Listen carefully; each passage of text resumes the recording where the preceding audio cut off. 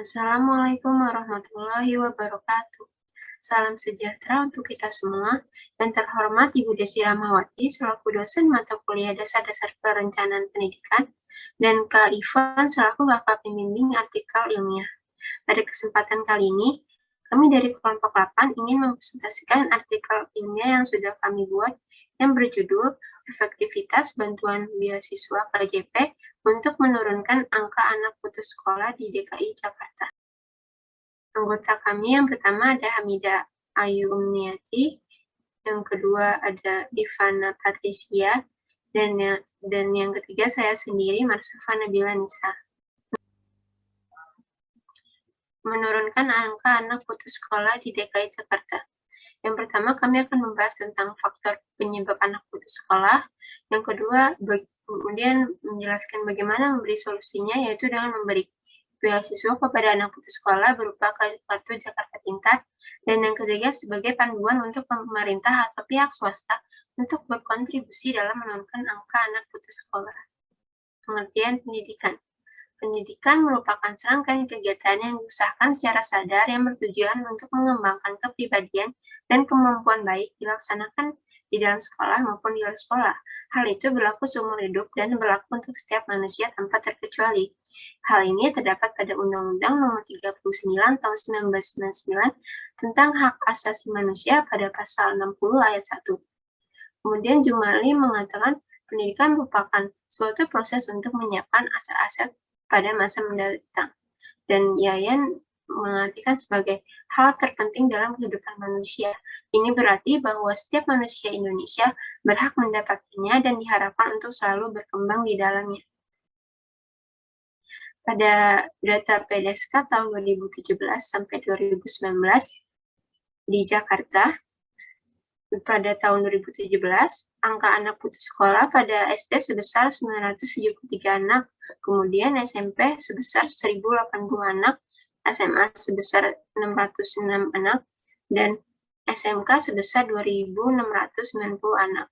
Kemudian tahun 2018 terlihat bahwa anak angka putus sekolah SD yaitu sebesar 140 anak, kemudian SMP 1.287 anak, kemudian SMA 594 anak, dan kemudian juga SMK yang naik menjadi 2.826 anak.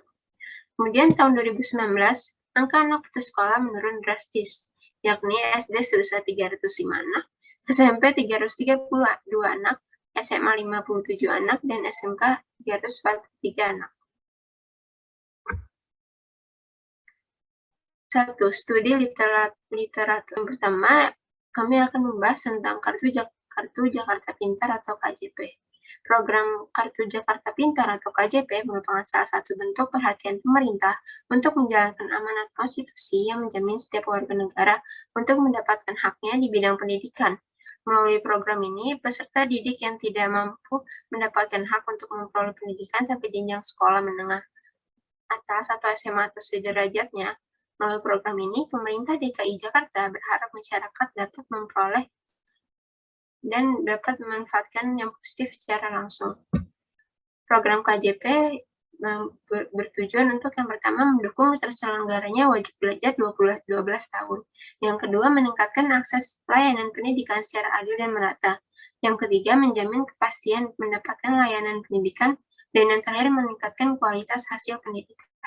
Berikutnya ada rencana Kartu Jakarta Pintar, yaitu untuk memudahkan teknis penyaluran dana BPP, berupa yang pertama kartu ATM Bank DKI, kepada siswa yang memenuhi persyaratan dan standar penerima KJP. Dan yang kedua, dibuka rekening Bank DKI atas nama siswa yang bersangkutan. Dengan demikian, siswa yang berkekurangan tidak perlu lagi memenuhi kebutuhan dasar pendidikan, karena dana BPP dapat langsung diterima oleh setiap siswa penerima KJP melalui ATM pada 3 jangka yang ditentukan. Berikut ini ada sasaran penerima Kartu Jakarta Pintar atau KJP. Dalam Pergub Provinsi DKI nomor 15 tahun 2015 pada pasal yang keempat, Yang pertama ada peserta didik dari keluarga tidak mampu yang berdomisili dan bersekolah pada satuan pendidikan di daerah DKI Jakarta. Dan yang kedua, siswa yang mendapat KJP adalah warga Provinsi DKI Jakarta yang terdaftar di jenjang satuan pendidikan sekolah dasar hingga menengah. Dan yang ketiga, para siswa yang dinyatakan tidak mampu secara materi dan penghasilan orang tuanya tidak memadai untuk memenuhi kebutuhan dasar pendidikan yang mencakup seragam, sepatu, dan tas sekolah, biaya transportasi, makan, serta biaya ekstrakurikuler. Yang berikutnya ada regulasi-regulasi terkait kebijakan Kartu Jakarta Pintar. Yang pertama, Peraturan Gubernur KJP Plus nomor 4 tahun 2018 tentang bantuan ada Surat Edaran nomor SE 3 2017 dan yang terakhir Peraturan Gubernur DKI nomor 133 tahun 2016 tentang bantuan biaya peningkatan mutu pendidikan bagi mahasiswa dan keluarga tidak mampu. Pengertian perencanaan pendidikan. Perencanaan pendidikan adalah sebuah proses penyusunan serangkaian kebijakan pendidikan dalam mengendalikan masa depan di bidang pendidikan sesuai dengan yang telah ditetapkan. Sistem perencanaan pendidikan di Indonesia harus direncanakan dengan mempertimbangkan berbagai hal, yaitu kebijakan prioritas dan biaya pendidikan yang memprioritaskan kenyataan yang ada dalam bidang ekonomi, sosial, serta politik dan budaya. Ini mungkin disebabkan karena perencanaan nasional kita tidak mampu sesuai dengan kondisi masyarakat Indonesia serta lulusan yang dihasilkan tidak relevan dengan kebutuhan tenaga kerja. Perencanaan yang baik merupakan perencanaan yang paling realistis untuk dilaksanakan juga sesuai dengan yang direncanakan. Berikutnya ada penelitian yang relevan.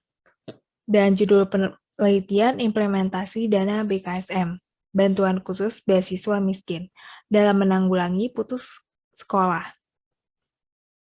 Variabelnya implementasi bantuan khusus siswa miskin dengan metode kualitatif dan hasil menunjukkan bahwa implementasi dana BKSM peserta didik efektif dan berpengaruh bagi siswa yang miskin. Dan yang kedua, dan judul penelitian efektivitas program pemerintah daerah tentang pemberian beasiswa untuk mahasiswa berprestasi dan kurang mampu, dan variabel efektivitas program beasiswa pemerintah daerah dengan metode kualitatif dan hasil penelitian, proses seleksi dan verifikasi data atau berkas calon penerima beasiswa mengikuti ketentuan yang telah ditetapkan. Dan berikutnya ada judul penelitian efektivitas pemberian beasiswa terhadap kinerja belajar pada siswa dan variabel efektivitas pemberian beasiswa dan metode kuantitatif dengan hasil penelitian terdapat berpengaruh yang signifikan antara nominal beasiswa terhadap kinerja belajar pada siswa. Judul penelitian dari efektivitas program Kartu Jakarta Pintar tingkat SMA. Variabel penelitiannya itu ada efektivitas program Kartu Jakarta Pintar. Metode penelitiannya itu ada kuantitatif. Dan hasil penelitiannya itu program KJP pada jenjang pendidikan SMA di Jakarta terbilang cukup efektif. Hal ini dilihat dari keberhasilan program dan sasaran. Yang kelima, ada judul penelitian dari implementasi kebijakan Kartu Jakarta Pintar atau KJP dan bantuan operasional sekolah atau BOS. Variabel penelitian ada efektivitas program Kartu Jakarta Pintar. Metode penelitiannya kualitatif dan hasil penelitiannya itu ada program KJP belum sepenuhnya tepat sasaran karena dananya yang kurang update, kurang pengawasan, dan kesadaran dari penerima KJP-nya. Yang keenam ada implementasi data Kartu Jakarta Pintar dari sebuah analisis kebijakan pendidikan.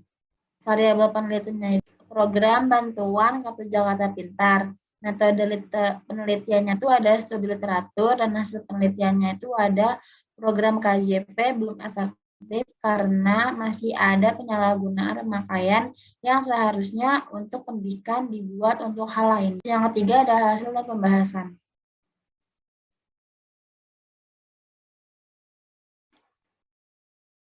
Dana BPSM yang diberikan kepada sekolah, ada sekolah negeri dan sekolah swasta. Jenjangnya ada dari SD sampai SMK. Dari sekolah negeri, jenjang SDLB, SD, SDLB, dan MI memperoleh 210.000. Dari jenjang SMP, SMPLB, dan MTS ada 260.000. Yang ketiga ada SMA, SMALB, dan MA itu ada 375.000.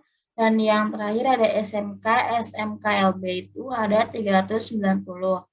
Dari sekolah swasta itu ada SPP-nya tersendiri, beda dari sekolah negeri. Jadi kalau swasta itu ditambah lagi SPP berdasarkan dari sekolahnya tersebut.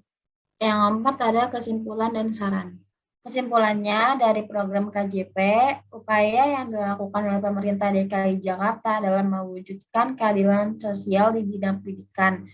Namun program ini masih belum optimal dalam mewujudkan hal tersebut. Di satu sisi, KJP memberikan peluang bagi terjadinya keadilan bagi seluruh anak bangsa yang mendapatkan proses pendidikan optimal. Tetapi di sisi lain, jika pengelola KJP tidak dilakukan secara tertib, akan menyebabkan tidak efektifnya pemberian dana KJP, sehingga adanya kesalahgunaan untuk kepentingan di luar dana pendidikan. Dan ada mekanisme penyaluran KJP. Dalam mekanisme penyaluran KJP adanya kejanggalan, yaitu karena KJP ini program pemberian bantuan tunai bersyarat, yaitu peserta didik yang berasal dari keluarga yang tidak mampu mendapatkan bantuan secara langsung oleh pemerintah. Saran untuk siswa lebih memperhatikan penggunaan KJP sesuai dengan kegunaannya, yaitu untuk pendidikan guna menunjang pelajaran. Untuk pemerintah, yang pertama, ada kabupaten atau kota agar lebih memperhatikan dalam memberikan dana KJP agar setiap anak pada sasaran yang tepat guna meningkatkan pendidikan di Jakarta. Yang kedua, memperketat pengawasan terhadap dana KJP. Dan untuk sekolah, memberikan bantuan dan kesempatan kepada setiap anak yang kurang mampu dari segi ekonomi. Sekian dari kelompok kami, kurang lebihnya kami mohon maaf. Wassalamualaikum warahmatullahi wabarakatuh.